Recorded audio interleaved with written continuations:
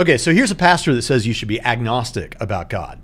See, I actually believe that every person of faith should be agnostic. Agnostic simply means I don't know. It usually also means I'm open. And see, every person of faith, if we understand faith correctly, is agnostic. Faith is taking a leap. It's saying there is no evidence, there is no certainty, there is no firm knowledge or proof of what I am believing in or what I'm living my life according to. But I'm willing to attempt to follow. I'm willing to be open. I'm willing to trust that maybe there's more going on here than what I can perceive in my finite mind. To be agnostic is to say, there may or may not be a God, there may or may not be ultimate purpose or meaning in this world, but I'm going to remain open with wide-eyed wonder at the bigness and beauty of it all and continue to be a nomad on this journey of life. Now, I think what he's doing here is setting agnosticism up against absolute Cartesian certainty, which is the notion that you could know something with a degree that you could not be wrong. It's impossible that you're wrong. And so some people go straight to the I think, therefore I am sort of thing. I'm thinking, so I can't be wrong about that. Some will push it even further and say, well, no, you could still be wrong about that, because in order to conclude that the thinking experience is something that you can't be wrong about because at least you're the one thinking, requires you to use some level of reason, and now you're trusting your reason, but you don't know for sure you can trust your reason, so you can't really have Cartesian certainty about anything. Now, presuppositionalist Christian apologists, on the other hand, will say you can have Cartesian certainty about the truth of Christianity because of the impossibility of the contrary. So there are different ways of thinking about this. But honestly speaking, I'm of the persuasion that at least the vast majority of things that we can claim to know on earth, that we claim to know things about, that we claim to have, assurance of or can be sure of, most of those things, we don't have to have Cartesian certainty about them. And on the other hand, it doesn't mean that we have to be agnostic, right? We can claim to know things that we're not absolutely certain of, things that we have really good evidence for, and we can claim to know them. He says there's no evidence, there's no firm knowledge. Well, here's the thing. That's a claim that he's now making. And frankly, I am suspicious of that claim because I think I know of many good evidences for the truth of God's existence and the truth of Christianity. So now I'm going to need him. If he's going to tell me what I don't know and what I don't have good reason to accept, then he's going to need to throw out what's wrong with all of these arguments. He's going to have to go through, and I don't think he wants to do this type of thing, but I'd be happy to see him try to do this, is to go through all of our arguments and try to show me what's wrong with them, okay? Because you're making a claim that there's no evidence. And we're saying, here's all this evidence. And we know that you've heard about at least some of this evidence. And then lastly, and what stands behind a lot of the problem here, is this understanding of faith that it's just a blind leap in the dark. And that's simply not what faith, biblically speaking, faith is about.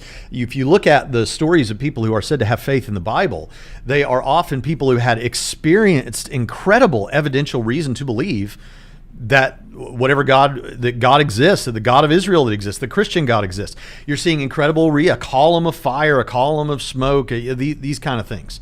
So, I mean, that seems like a display of evidence. Now you could say, well, yeah, but I don't have access to that evidence, and I don't know that ever happened. Well, that's not the point. That's what comes back a lot of times when we make this point.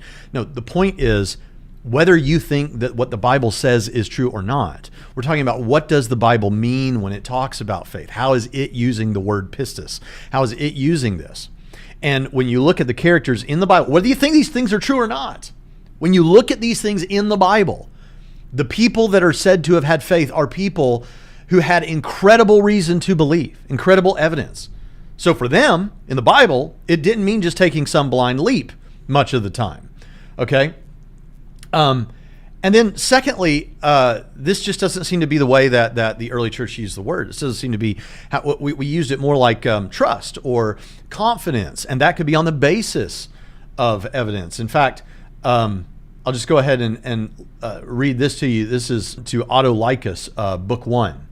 and it has to do with faith. And notice how faith is described here. But you do not believe that the dead are raised. When the resurrection shall take place, then you will believe, whether you want to or not, and your faith shall be reckoned for unbelief, unless you believe now. And why do you not believe?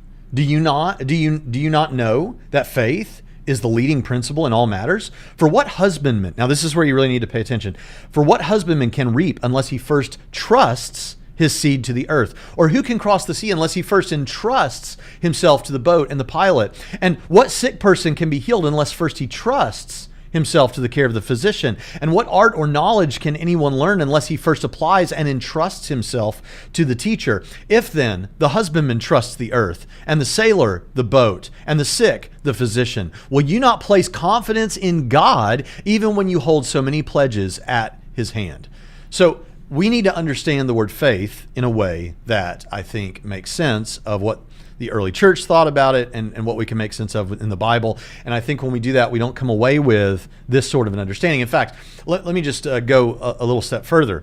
I will admit, he says it's taking a leap. I will admit that faith is taking a step or a leap in some sense, because trust is taking a leap in some sense. We don't always think of it that way. I mean, you're trusting when you sit down in a chair, as so many apologists have said, that when you sit in it, that it won't break beneath your weight. You're trusting that it'll hold you up. And you really don't worry about, oh, it's a leap of faith. Well, it's a sit of faith. You're sitting. It's a leap in one sense. It's a step in one sense.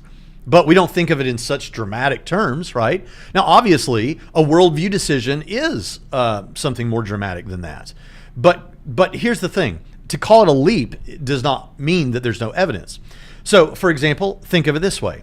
What if we saw people, and this would be more like, I think, what this guy's understanding would be. We see people cliff jumping, and we don't see what's on the other side of the cliff. We're standing on the surface and far back from the ledge of the cliff. We don't know what's on the other side. And we just see people running and leaping off the edge of that cliff, and we don't know what's going on. We don't know what's on the other. It could be swords pointing up, could be 1,000 feet down. We don't know, okay? It could be molten lava. So we don't know. Now, that would be something like blind, just running and leaping off the edge. But what we're describing is more like, no. We've done measurements. We've taken a look at this thing. You can measure the distance from the lip of the cliff to the surface of the water. You could hear stories about people that at least one person who's come back from the other side to tell you about it. I mean, there's all kinds of things we could put here, and so it's not a leap without evidence. It's not a leap in the dark. You don't have no clue what's on the other side. That's not what's going on. You're trusting. You don't have certainty about it. Well, not if you mean this, it's impossible for someone to be wrong sort of thing. Maybe not. But that comes cheap, because I can't even have that about the existence of the external world. Okay? But I trust that on the basis of the evidence that I'm going to be okay if I take the step of faith or the leap.